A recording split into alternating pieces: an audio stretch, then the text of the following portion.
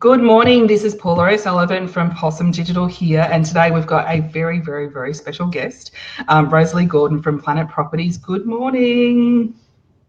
Good morning, Paula. Lovely to see you. Thank you so much for joining us. Now we're going to talk a little bit today about using social media and email marketing in real estate, and we're using Rosalie as a little bit of a case study here. So Rosalie, if you could just tell us a little bit about your business and yourself. Sure, Paula. Well, I run an independent family-run real estate office here in the Inner West, Planet Properties. We've been operating for in excess of 25 years over the Inner West area. We're a small independent agency and we like to stay that way. We are one-on-one with our clients and all the people that work in the office are principals of the business. So it's very personal and it's an experience for sellers and buyers, not like the large, big corporations. It's a much more personal kind of business. That's great. Nice. So can you tell us how Planet Properties uses social media to market itself? Okay, well, we use Facebook and Instagram mainly. Instagram because obviously it's photos and pictures, and it's very good for people to see what kind of properties we have on the market. We try and use that to give people an idea of what sort of stock we have. Facebook is more interactive as far as giving people more information about our business. We put testimonials on that from Rate My Agent. We show our listings on Facebook, and we ask people to comment on what they like and what they don't like, if there is anything they don't like. But mainly that's how we use Facebook and Instagram. Okay, fantastic. And so when you're using Facebook and Instagram, do you get a lot of engagement from your listings and also from your reviews? I think the better the content, the more reactions we get. So if we give more information, we find that we get a lot more questions. If I just put a just listed property on, it's not as active as far as interaction goes as when we maybe show some really special part of a property or we give them a bit more information about the property. History is a really big part of it. If a house has got some historical significance, they really love that. We've got one in Helston Park at the moment that's got like a bush-like setting. We got a lot of interaction with that one because it's unique for the Inner West to have that kind of atmosphere around your house, the Cooks River close by and all that sort of thing. That one got some good feedback. But I find that the Rate My Agent testimonials seem to be the things that we get most feedback on, because obviously if someone's saying nice things about us, people like to hear that. So that's a really good for us. Nice. Well, let's move on to email. So I presume that you have an email list that you market to. How do you use your email list to market your business? Okay. Our database is pretty big, as you can imagine, because every time we open a property, people come through, they give us their email details, and they give us authority to contact them if we have new listings or if there's anything that may be of interest to them. We're very diligent about unsubscribes. If people unsubscribe to that list, we take them off. But obviously, we hope they don't unsubscribe. We like to be able to keep them updated. We probably don't use email as well as we should as far as marketing goes. We mainly do just listings, any news that Planet Properties has that buyers and sellers might be interested in.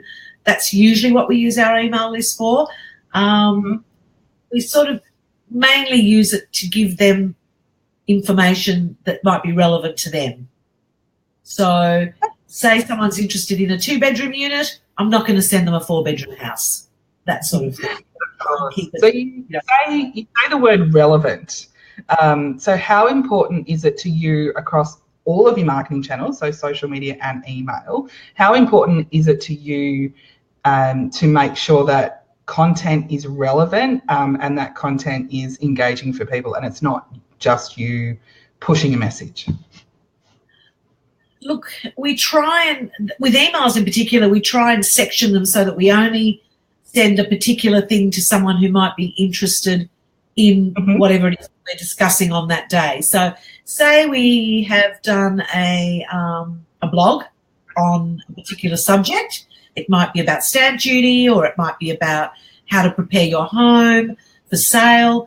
Well, then we'd probably send that to our sellers, not our buyers, because that's something that our sellers would be interested in. Now, if we were doing a blog on how to maintain your rental property, that would be something that we'd probably send to our landlords and not so much to our vendors or buyers. We try and, work our emails so that we're not just bombarding people with everything.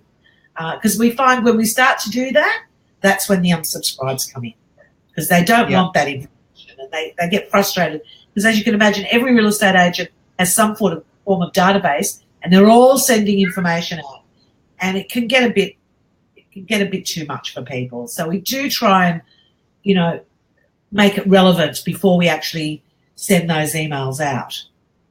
Yeah, nice. So you talk a little bit about unsubscribes. Can you, given there's going to be some huge changes towards the end of this month around, I guess, kind of the way that we manage data and the way that we manage our email addresses, how in your business do you manage people who are unsubscribing from receiving communications from you? We don't actually take them off our list altogether. So we still keep their details, but we turn off the actual email part of that contact, because sometimes they come back to you. And then if they come back to you, I say, well, would you like to receive our updates? And then if they say yes, we turn it back on again. But we like to be respectful.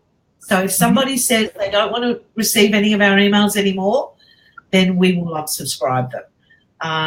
It's very difficult sometimes, because some things are relevant to what they want us to receive and some things aren't. So sometimes we can make mistakes and we send out information that they may not be interested in. So we have to be, I think, in the future a little bit more diligent in how we approach that email database, and not bombard people and not send them stuff that really is not relevant. I think that's what's important. If it's something that they're interested in, they'll open it and they'll read it. But if it's not, they'll just put it in spam. So what's the point, really? Yeah, exactly. And the last question that I want to just go through with you is, so we hear about companies that share people's data. I personally have had this happen to me, and I'm sure you've had this happen to you as well, particularly email addresses and phone numbers. So you sign up to something and then all of a sudden you're getting communications from businesses or organisations that you've never heard of or never even signed up to. What are your thoughts on this particular practice? Paula, to be honest with you, I have been approached by several different businesses, not real estate agents, but other sort of areas that are linked to real estate, who have asked me whether that I would be happy with them using, bits of my data in regards to their business. I felt uncomfortable when I was asked this. I was a little bit soft at first and said, because they sort of swayed me into thinking that they could help me by using that information, and that they would promote me while they were promoting themselves. But I found that wasn't the case, and I don't do it anymore. I don't hand any data to anybody. It stays in my office, and it is totally confidential, and it is only used by my office, and it's only approved by myself and my husband. No one else has access to that information. And moving forward, we're even stricter about that information not going any further. It's once it's out of your hands, they can do anything with it, and that's what I don't know. So even though they promise you the sun, moon and stars, I'm not convinced. So it's our company policy now that no data leaves our office, and it all stays confidential within our office, because people haven't trusted us with their details. I think we have to respect that, and I think we have to realise that information is very confidential, and we should be happy that they've allowed us to use it with our business, and we shouldn't really be giving that information to anybody else. And I think it's wrong. Yeah, exactly. Okay, well, do you have any last thoughts that you would like to share with Possum Digital viewers around, you know, your experiences in marketing, or any other thoughts that you'd like to share with us?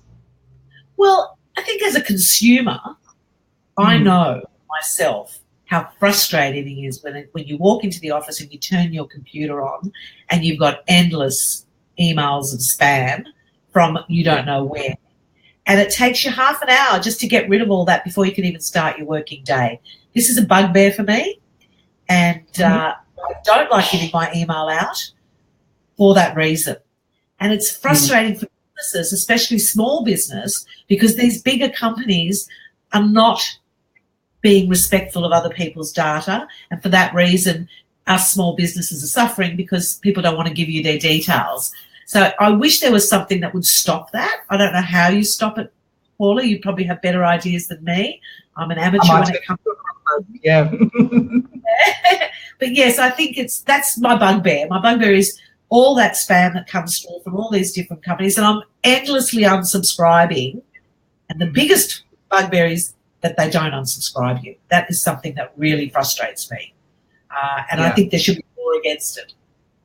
Yeah, well, interestingly you say that, because it actually is against the Spam Act here in Australia. So even if we don't take into consideration the European Union rules that are about to change under the Spam Act, once someone unsubscribes, that's it. You can't send them anything else. And a large company in Australia was fined over $300,000 for doing that. So so you're right. It's a bad practice, but it's also you're potentially breaching the law as well. So yes, so thank you so much, Rosalie, for joining us this morning, and it was really, really lovely chatting with you. To all our Possum Digital fans, thank you so much for joining us. If you didn't catch it you can catch it in the rerun.